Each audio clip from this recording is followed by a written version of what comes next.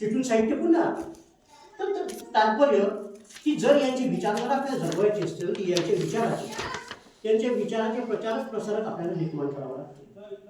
झालं असं की या प्रतिक्रांतीवाल्यांनी त्यांचं पूर्ण साहित्य गडप करायचा प्रयत्न केला, शिलालेख मातीमध्ये दाबण्याचा प्रयत्न केला, परंतु त्या इंग्रज अधिकाऱ्यांची कृपा, जे या देशामध्ये इंग्रज अधिकारी आले.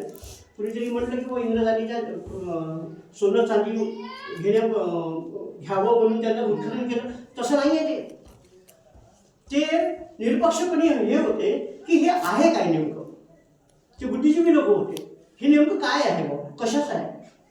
तर त्यांनी जे अलेक्झांडर कलिंगम नावाचा जो हे होता, पुरातत्व विभागाचा प्रमुख होता, त्यांनी पूर्ण अवशेष शोधले. सांची असो, बौद्धगया असो, सारनाथ असो, नालंदा असो, तक्षशिला असो, या सर्व अवशेष एकूण 722 अवशेषांना त्यांनी शोध घेतला. अलेक्झांडर कलिंगम आणि जॉन मार्शल यांनी. त्यांची कृपा आहे. आज या दोघांच्या कृपेमुळे आज आम्ही या लोकांचं साहित्य आणि सम्राट अशोकाचं साहित्य आम्ही जिवंत ठेवू शकलो. जेव्हा सम्राट अशोकांनी 84,000 स्तूप त्या ठिकाणी केलं, बांधले, आणि जेव्हा चीनचा यात्री फायान आणि व्हॅन्सेंग त्या ठिकाणी येतो आणि तो त्या स्तूपाने तो पूर्ण फिरतो आणि बुद्धाच्या पूर्ण अवशेषाच्या भेटी घेतो आणि त्या भारताचं चित्र तो प्रवास वर्णनामध्ये लिहितो. आणि जेव्हा बुद्धाचं साहित्य या दोन्ही चिनी प्रवाशांनी त्या साहित्यामध्ये लिहिलेलं असते, तेच कलिंगम आणि जॉन मार्शल ते पुस्तक शोधतात आणि तेवढ्याच अंतरावर ते पुढे जातात. ते पाहतात की या ठिकाणी सारनाथच्या पूर्वेकडे काय आहे, उत्तरेकडे काय आहे, आणि असं करत पूर्ण जेवढे आज आपल्याला दिसते, जी बुद्धगया म्हणा किंवा सारनाथ म्हणा, ह्या सर्व हे या लोकांच्या संशोधनाचं प्रतीक आहे. आणि म्हणून जेव्हा त्याच्यापूर्वीचा इतिहास जर पाहिला तर फिरोजशाह तुघलकांनी काय केलं होतं.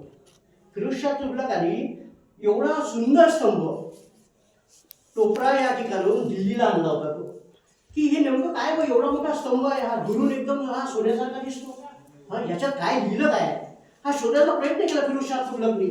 टोपरावरून दिल्लीला आणला.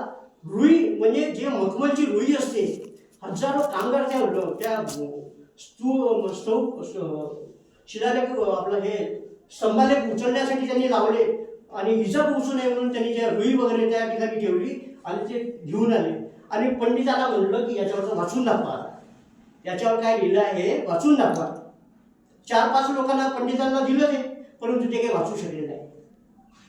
त्याच्यानंतर कलकत्त्याचा जो जज होता, विलियम जोन्स नावाचा जो जज होता, त्यांनी पूर्ण शिलालेख लिहून काढले आणि 4-5 विद्वान लोकांना दिले.